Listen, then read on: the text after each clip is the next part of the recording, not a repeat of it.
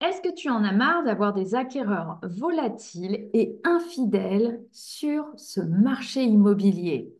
Je me présente, je suis Malika Studer, je suis coach et formatrice en immobilier. J'ai accompagné plus de 200 agents immobiliers à devenir plus performants. Aujourd'hui, j'ai envie de te donner 5 clés qui vont te permettre de suivre tes acquéreurs et surtout de les fidéliser et de pouvoir les closer. C'est parti. La première clé, il va falloir que tu fasses une vraie découverte acquéreur. Ce n'est pas seulement poser 5 questions approximatives sur quel est votre emplacement, quel est votre budget, combien de pièces souhaitez-vous, quels sont vos critères principaux. Si tu demandes les critères principaux de tes acquéreurs, tu vas voir qu'ils vont te donner 5 critères.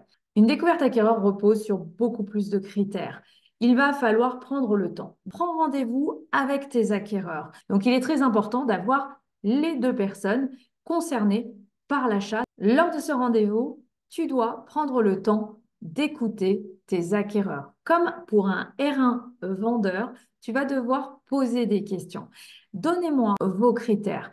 Les critères vont venir au nombre de 5, 6 au départ et d'un coup, tu vas voir qu'ils n'auront plus de critères. Pose des questions supplémentaires. Quoi d'autre? Quoi d'autre? Quoi d'autre? Pousse tes acquéreurs à te livrer réellement le bien idéal.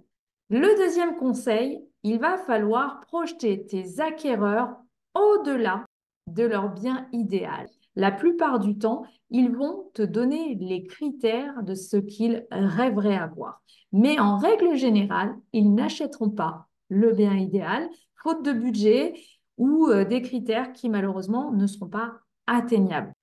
Pour ce faire, je t'invite donc à prendre une feuille blanche, format A4. D'un côté, tu mets les critères énumérés de ce qu'ils t'ont dit, et de l'autre côté, tu vas leur poser une question pour rentrer un peu plus en profondeur. Vous m'avez dit que vous recherchiez une maison individuelle de type 4 pièces avec 3 chambres. Imaginons, j'ai votre maison, c'est la maison de vos rêves. Elle a tous vos critères. Cependant, elle est mitoyenne par le garage. Est-ce que je vous la propose ou pas? En faisant ça, vous allez projeter vos acquéreurs dans une autre vision du bien idéal. Ils vont devoir se poser la question, est-ce que nous sommes prêts à renoncer au côté individuel pour avoir tout le reste de nos critères? Si la réponse est oui, eh bien, vous savez que vous pouvez proposer des maisons mitoyennes par le garage, bien entendu, à vos acquéreurs. Ça veut dire que le côté maison individuelle n'est pas forcément un critère fondamental pour eux. Donc, vous allez pouvoir continuer à poser ce type de questions sur l'ensemble des critères que vous avez notés sur votre première colonne. Poussez les critères au maximum pour vous permettre de proposer un maximum de biens à vos acquéreurs. Il n'y a rien de pire pour vous que les acquéreurs au final visitent et achètent un bien que vous n'auriez pas proposé. Vous les croisez et ils vous disent, bah ouais, super, on a trouvé et tout ça, bah, on a acheté telle maison dans tel quartier, c'était l'agence Tartampion qui l'avait. Mais cette maison, je la connais, elle est mitoyenne. Oui, mais vous comprenez, Malika, elle avait vraiment tout, et puis elle est mitoyenne par le garage, donc c'est quelque chose sur lequel on pouvait éventuellement passer, et puis on a passé parce qu'on a eu vraiment un coup de cœur sur la maison. Vous venez de vous faire doubler simplement parce que vous n'avez pas poussé le questionnement au-delà de leurs critères idéaux. Donc prenez le temps. Mon troisième conseil, vérifiez le financement de suite. Si je vous trouve le bien idéal, êtes-vous prêt à signer un compromis maintenant?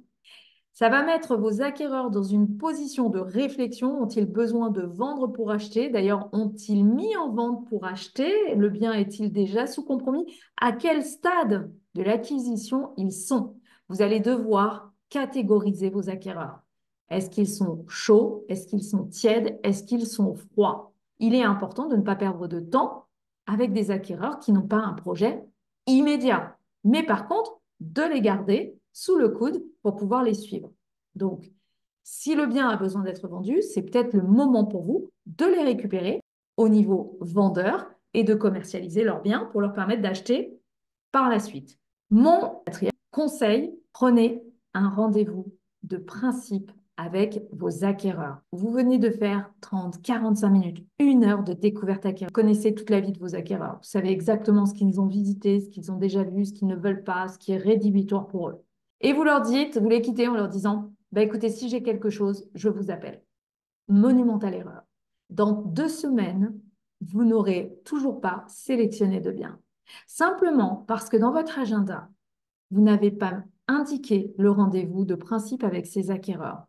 Un rendez-vous de principe va vous permettre de vous mettre sous pression pour trouver le bien idéal à vos acquéreurs et contacter les agences consoeurs. Et si vous n'avez pas trouvé de bien, à ce moment-là, vous demandez un délai supplémentaire à vos acquéreurs pour pouvoir avoir des réponses ou décaler le rendez-vous sur la semaine d'après, mais toujours en refixant un rendez-vous de principe. Mon 5e conseil, qu'il se passe quelque chose ou qu'il ne se passe rien, je vous tiendrai informé. Engagez-vous avec vos acquéreurs. Il n'y a rien de pire pour eux d'avoir le sentiment qu'un agent immobilier prenne en charge leurs recherches et qu'au final, il ne les rappelle jamais. Donc, vous devez les tenir informés. Retenez bien ces 5 conseils pour vous permettre de faire une découverte de qualité. Les acquéreurs ont besoin de vous. Vous êtes un agent immobilier, vous devez de les accompagner. Et n'hésitez pas à cliquer sur la cloche, à vous abonner pour pouvoir recevoir mes prochaines vidéos. À très bientôt.